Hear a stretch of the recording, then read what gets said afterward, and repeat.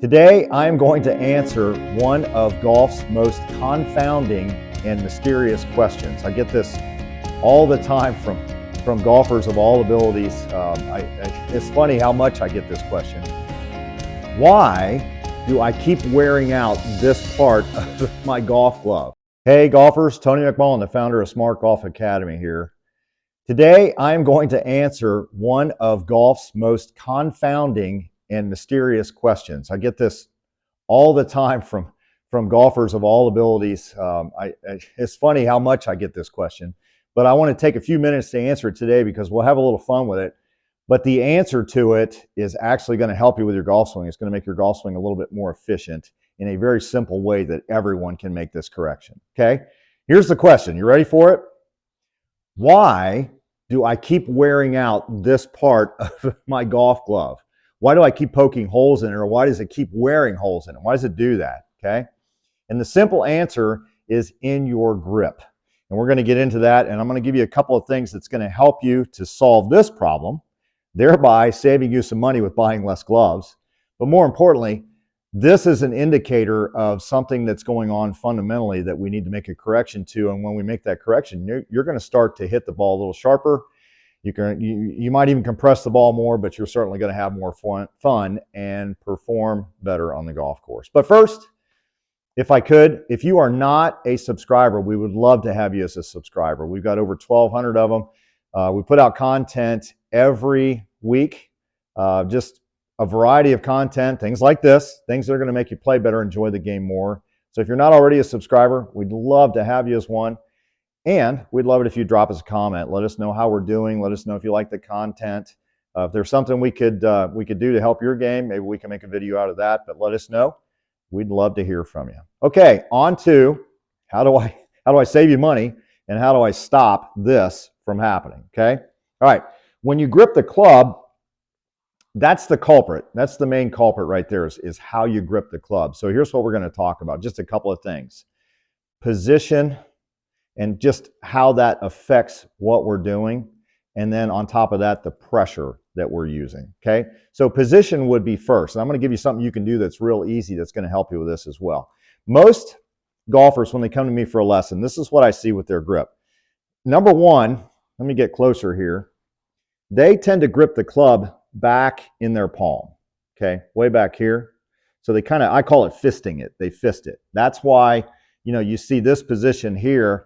The thumb, if I can arrange my thumb here, there we go. It's like there's a big gap between this knuckle and the thumb. See that big gap in there? Okay. The reason for that is because you're putting it back in here. Now, if you notice, that's covering the hole in the glove. Okay. So that angle that you create by fisting it there, that's a problem.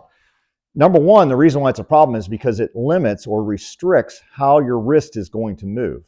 And number two, you're also losing control of the club head. So you're not able to release the club properly. What does that do? Well, by not being able to do this, that's going to work its way up the arm and into the body when you swing. And a lot of times, it'll change your club path and it'll change your club plane. And it's going the wrong direction. It's not going in a good direction when you do that. What do we want to do? How do we want to correct that? Well, very simply, the first thing I would say is let's get the club more out in the fingers. So you can see here when I put it out here in the fingers and I close my hand, or I should say I close my fingers around it first, and then I press my thumb down, there will be two very noticeable differences here. Okay? Number one, you can see the hole, which means it's not back in my palm. And number two, when I flip the club over, all of a sudden, see right here? There's no gap. When you put it back in your palm like this, look at the gap, okay? You're losing control of the club face and the club head when you do that, and it's, believe it or not, it's changing your path and your plane at the same time and making it more difficult for you to hit the ball. So simple thing you can do, okay? Maybe do this with an older glove that you practice with. Get a Sharpie. Put the club in your fingers and hold your hand just like this. I'm going to put this right here. And I'm going to actually draw a line. Let me back up so you can see this. I'm going to actually draw a line right here on my palm, and I'm going to draw another line right down here in the fingers, and I now have a line on my glove that you can see that I'm going to put my club in right here, and that puts it in the fingers. It reminds me to put it in the right place, okay?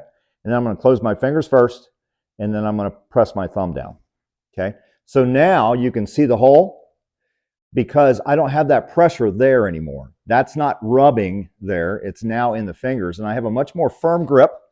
I have a lot more control, let's put it that way, over the swing path, the swing plane, and more importantly, the most influential part of the club, which is the club face.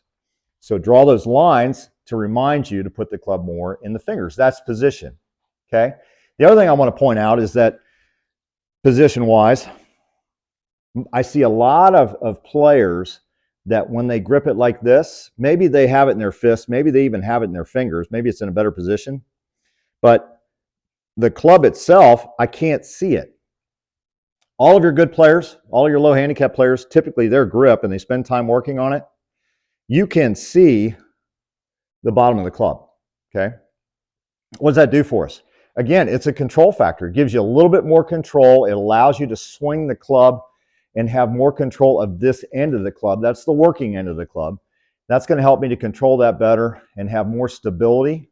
I can create more leverage, any number of things, but that's going to help. So the two things, number one, for position, get it in the fingers, good positioning there. And number two, have about maybe a finger hanging below or above, however you want to look at it, so you have more control of this end of the club. Okay, so that's position. Now pressure is pretty simple. On a scale of 1 to 10, should be about a 4. 10 being a death grip, 1 being it's going to go flying out of your hands when you hit the ball, if you hit the ball that way. You want about a 4. Now, why do we want a 4? Well, that's the threshold of stability. You can swing the club, you can get pretty aggressive with it, and it's still able to swing freely. You're not trying to manipulate it or trying to do anything to create something you don't need to. But more importantly, you're going to be able to get more speed that way, because the club's going to release freely, and you're going to, you're kind of letting that club work around you and get it in a position where it can do what it's supposed to do, because now you have the proper grip, your hands are releasing, you have radial and ulnar deviation, all the things that we need, hinging, that good players have that help us to hit the ball and square the face up. So think about those couple of things with your grip, and I'm going to, like I said, you'll notice that the lines on here are nowhere near that hole in my glove. What happens to create that hole in your glove is when you grip it incorrectly, you get some movement in the club here, and that movement causes friction. You can see where it's anchored right there. Where it's anchored, that friction wears a hole in the glove, and that's what we want to start to avoid if we have a better positioned golf club in our hands, putting it in the fingers, and we have pressure on a scale of 1 to 10 of about a 4.